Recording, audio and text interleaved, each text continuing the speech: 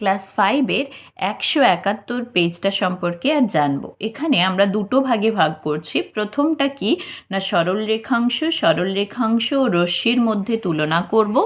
পরের পোর্শনটা কি, এখানে দেখো 3টে কোশ্চেন দেওয়া আছে, তার উত্তরগুলো আলোচনা করব। তো প্রথম পার্টে আমরা আগে এটা আলোচনা করে নিই, সরল রেখাংশ ও রশ্মির মধ্যে তুলনা। দেখো, প্রথম যেটা জানবো সেটা হলো সরল রেখা। সরল রেখাটা কীরকম, যদি দুটো বিন্দু থাকে এরকম, দুটো বিন্দুর সংযোজক সোজা রেখা হলো সরল রেখা। এই যে দুটো বিন্দু দেওয়া ছিল, একটা যদি আমি এ আর একটা যদি বি বলি, তাহলে দুটো বিন্দুর সংযোজক সোজা রেখাটা হচ্ছে সরল রেখা। ওকে, এই সরল রেখাটাকে দেখো, এই রেখাটা দুদিকেই, উভয় দিকে যতদূর খুশি বাড়িয়ে দেওয়া যাবে উভয় দিকেই বাড়িয়ে দেওয়া যাবে। সুতরাং এর কোনো প্রান্তবিন্দু নেই। প্রান্তবিন্দু অর্থাৎ শেষের বিন্দু, মানে দেখো প্রান্ত মানে ধার আমরা জানি। তাহলে এই যে সরল রেখাটা দেখতে পাচ্ছি, এর ধারে কোথায় বিন্দু আছে বলবো। যদি বলি এটা এর প্রান্তবিন্দু, দেখো তা কিন্তু নয়, একে আমরা আরও বাড়িয়ে দিতে পারবো, এই বি দিকেও আরও বাড়িয়ে দিতে পারবো। সুতরাং এর কোনো প্রান্তবিন্দু নেই।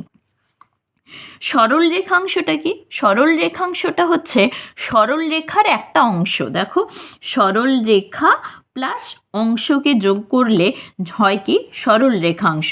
মানে দেখো, মানে এই সরল রেখার একটা অংশকে যদি আমি কেটে নিই, ধরো এ থেকে বি পর্যন্ত কেটে নিলাম, তাহলে এই এ বি এটা হলো একটা সরল রেখাংশ।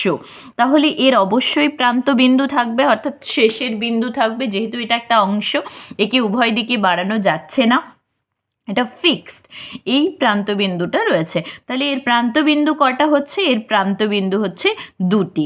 একে উভয় দিকে বাড়িয়ে দেওয়া কিন্তু যাবে না, কোনো দিকেই বাড়ানো যাবে না, তাই না? এবার রশ্মি দেখো, রশ্মিও হচ্ছে সরল রেখার একটা অংশ।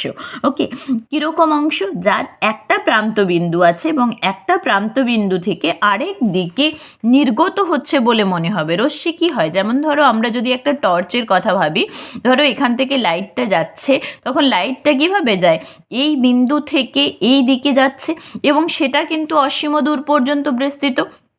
তাহলে এটা হচ্ছে রশ্মি। যেমন ধরো তোমাদের বাড়িতে বাল্ব জ্বলছে, রাত্রিবেলা যদি কোনো বাল্ব জ্বালাও, তাহলে আরও স্পষ্টভাবে বুঝতে পারবে রশ্মিগুলো কি হচ্ছে বা রেগুলো কি হচ্ছে, লাইটটা থেকে নিচের দিকে নেমে আসছে। কত দূর পর্যন্ত না, যত দূর পর্যন্ত এটা বাধা পাচ্ছে, বাধা পেলে এটা বন্ধ হয়ে যাবে। তাহলে আমরা বলতে পারি যদি বাধা না থাকে তা অসীম দূর পর্যন্ত বিস্তৃত।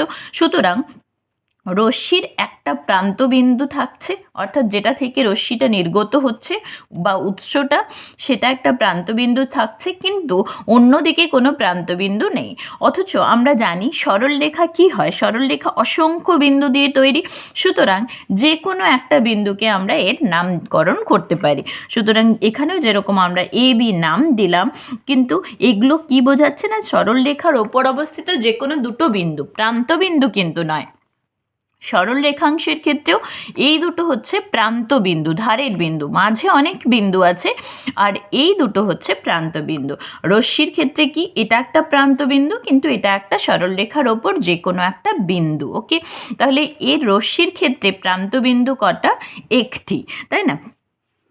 এবার দেখো, যদি আমি সরল রেখাটাকে মাপতে চাই, তাহলে কত দূর বলবো, আমি মাপবো কিভাবে? যেহেতু প্রান্তবিন্দু নেই, এই সরল রেখাকে আমরা পরিমাপ করতে পারবো না বা দৈর্ঘ্যটাকে মাপতে পারবো না।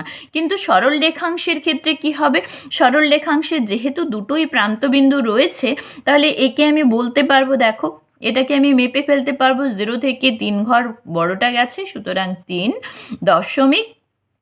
ছোট ঘর গেছে 6টা, সুতরাং 3.6 সেন্টিমিটার। এটাকে আমি মেপে ফেলতে পারলাম। রশ্মির ক্ষেত্রে দেখো, রশ্মির ক্ষেত্রে কি আমি মাপতে পারবো, একটা প্রান্তবিন্দু রয়েছে, ঠিক আছে, আমরা একটা প্রান্তবিন্দুতে বসালাম, কিন্তু এদিকটা তো অসীম দূর পর্যন্ত বিস্তৃত, তাহলে কতটা পর্যন্ত আমরা স্টপ করব সেটা বলতে পারছি না।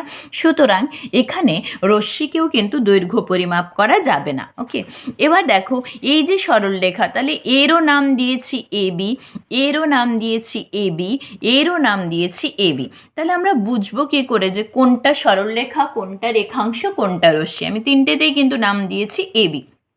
ঠিক আছে, খেয়াল রেখো কি করা হয়, যেহেতু এটা সরল রেখা, সরল রেখার কি হয়, উভয় দিকে অসীম দূর পর্যন্ত বিস্তৃত, তাই সরল রেখার বোঝাতে আমরা কি করব, এবি লেখাটার ওপর একটা রেখাংশ দেব, রেখাংশ দিয়ে উভয় দিকে তীর চিহ্ন দেব, তাহলে বোঝাবে কি এই এবিটা একটা সরল রেখা, অথবা তোমাকে লিখতে হবে এবি একটি সরল রেখা, এইভাবে।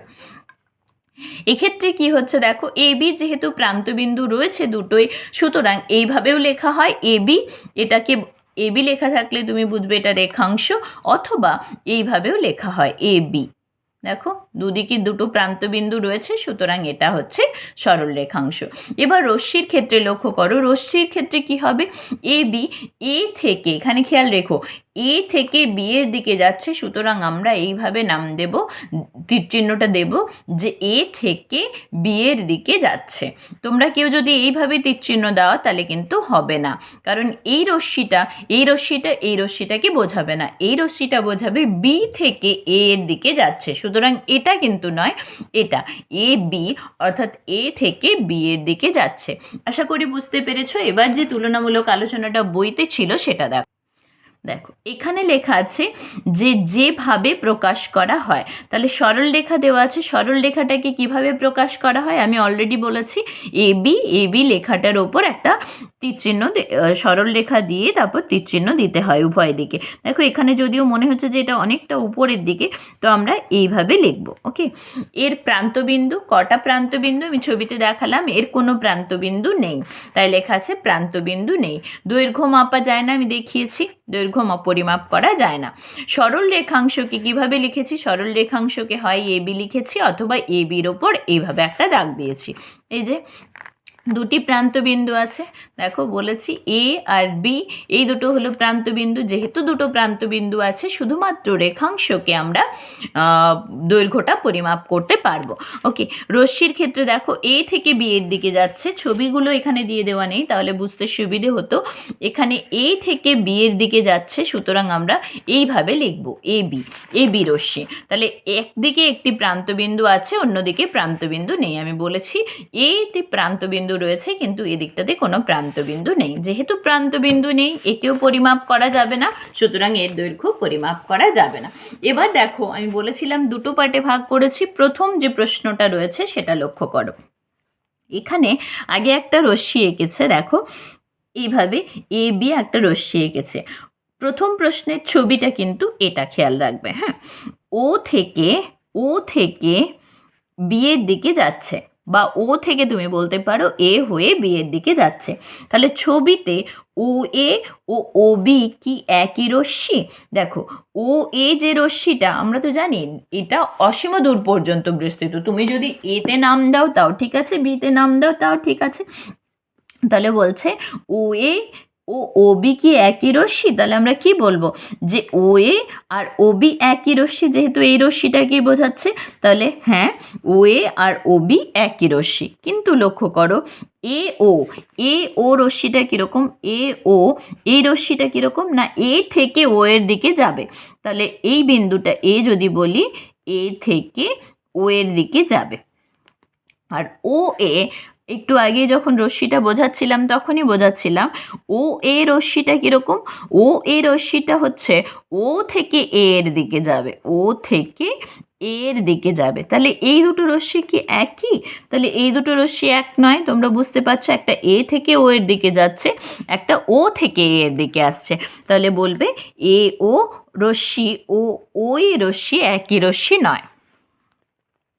এবার দেখো বলেছে ছবিতে, 2 নম্বর প্রশ্ন, ছবিতে কতগুলো ছেদবিন্দু ও রশ্মি আছে, তাহলে কতগুলো ছেদবিন্দু তোমরা দেখতে পাচ্ছ, সব রশ্মি একটা বিন্দুতে ছেদ করেছে সেটা হলো ও, তাহলে কতগুলো ছেদবিন্দু না একটি ছেদবিন্দু আছে, একটি ছেদবিন্দুটা কোনটা না ও। ওকে, ও রশ্মি আছে, কতগুলো রশ্মি আছে দেখো, আচ্ছা বাংলায় লিখতে হবে তাই তো, রশ্মি আছে কতগুলো, ও এ ও বি ও সি, তাহলে 3টি রশ্মি আছে, 3টি রশ্মি আছে, রশ্মিগুলোর নাম আমরা অবশ্যই ব্র্যাকেটে লিখে দেব, একটা হচ্ছে ও থেকে এ, অর্থাৎ এইভাবে ও এ ও বি, আরেকটা হলো ও সি। ওকে, তাহলে এই 3টে রশ্মি।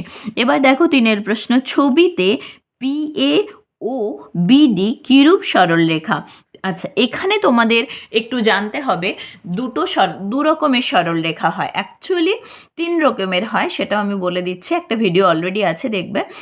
তো কীরকম না, যদি দুটো সরলরেখার কথা ধরি, তাহলে দুটো সরলরেখা দেখো এইভাবে থাকতে পারে, যাতে করে তাদের দুজনের এই যে মধ্যবর্তী ডিস্টেন্সটা, এই ডিস্টেন্সটা যদি 2 সেন্টিমিটার ধরি, সবসময় এই ডিস্টেন্সটা 2 সেন্টিমিটার, মানে দুটো সরলরেখার মধ্যবর্তী দূরত্ব যখন নির্দিষ্ট বা ফিক্সড, তখন কি হচ্ছে, তখন এই সরলরেখাগুলোকে বলা হচ্ছে সমান্তরাল সরলরেখা।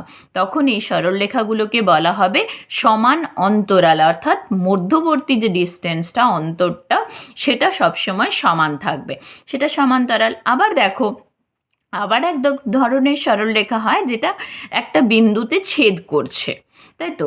এই সরলরেখাটা কি হচ্ছে, এই দুটো সরলরেখা একটা বিন্দুতে ছেদ করেছে, একে তাহলে কি বলছে না পরস্পর ছেদী সরলরেখা। ওকে, বাকি যে সরলরেখাগুলো আছে তোমরা পরবর্তী ক্ষেত্রে আরও জানবে, এই দুটোই এখানে লাগবে। একটা হচ্ছে মধ্যবর্তী দূরত্বটা সবসময় যদি ফিক্সড হয় বা নির্দিষ্ট হয় বা সমান হয়, তাহলে সেটা সমান্তরাল সরলরেখা। আর দুটো সরলরেখা যদি পরস্পরকে ছেদ করে, তাহলে সেটা হবে পরস্পরছেদী সরলরেখা। ওকে, তাহলে এখানে বলেছে পিএ ও বিডি কিরূপ সরলরেখা। দেখো পিএ সরলরেখাটা মানে এটা, আর বিডি, এবার লক্ষ্য করো এই দিকে যে বিডি মানে এই সরলরেখা, এই দিকের যে ডিস্টেন্সটা সেটা দেখো কম, আর এই দিকের ডিস্টেন্সটা অনেকটা বেশি। সুতরাং কি হচ্ছে, এদেরকে যদি আমি বাড়িয়ে দিই, যেহেতু সরলরেখা উভয় দিকে বাড়িয়ে দেওয়া যাবে, যদি আমি বাড়িয়ে দিই তাহলে কি হবে, দেখো একটা বিন্দুতে অবশ্যই ছেদ করবে। এইভাবে যদি বাড়িয়ে দেওয়া হয় তাহলে একটা বিন্দুতে একটা সময় পরে গিয়ে ছেদ করবে।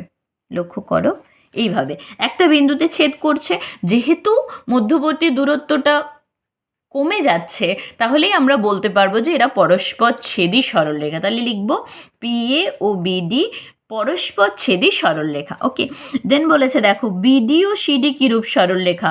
বিডি আর সিডি এরাও দেখো ডি বিন্দুতে ছেদ করেছে, সুতরাং এরাও পরস্পর ছেদী সরলরেখা। ওকে, তাহলে এখানে ছেদ করেছে। এবার বলেছে কতগুলি ছেদবিন্দু আছে, লক্ষ্য করো এখানে একটা ছেদবিন্দু এ, তাহলে এটা একটা ছেদবিন্দু, এটা বি, এটা একটা ছেদবিন্দু, ডি, এটা একটা ছেদবিন্দু, আবার এটা সি, এটাও একটা ছেদবিন্দু। তাহলে কতগুলো ছেদবিন্দু পাচ্ছি, 4টে, এ বি সি ডি। এবার বলছে কোন কোন সরলরেখা পরস্পর ছেদী। একটু আগেই পেলাম পিএ বিডি, এরাও পরস্পর ছেদী, পিএ আর বিডি, এই একটা সেট পরস্পর ছেদী সরলরেখা। আবার তোমরা দেখতেই পাচ্ছ বিডি সিডি, এরাও পরস্পর ছেদী সরলরেখা। এবার লক্ষ্য করো এখানে পিএ, এই যে রেখাটা, তার সাথে যদি আমি এ সিকে বলি, এ সি মানে এই রেখাটার সাথে এই রেখাটা পরস্পর ছেদী। আরেকবার ভালোভাবে দেখো, এই রেখাটার সাথে এই রেখাটা পরস্পর ছেদী, এ বিন্দুতে ছেদ করছে, তাহলে আমি লিখতে পারছি পিএ, আর এই সরলরেখাটার নাম হচ্ছে এসি, এটাও পরস্পর ছেদী সরলরেখা। খেয়াল রাখবে এগুলোকে সেমিকোলন দিচ্ছি, এটা একটা, তাই তো, এটা একটা, এইভাবে লিখছি। আবার কি দেখো, আবার দেখতে পাচ্ছ এই বিডিটা আর এসি, এই দুটো পরস্পর ছেদী, তাহলে বিডি আর এসি, এটা একটা জোড়া পেলাম। ওকে, নেক্সট দেখো সিডির সাথে আবার এসি, তাহলে সিডি এসি। ওকে, তাহলে কতগুলো আমরা সরলরেখা পেলাম না, এই 1 2 3 4 5 জোড়া পরস্পর ছেদী সরলরেখা পেয়েছি। ওকে।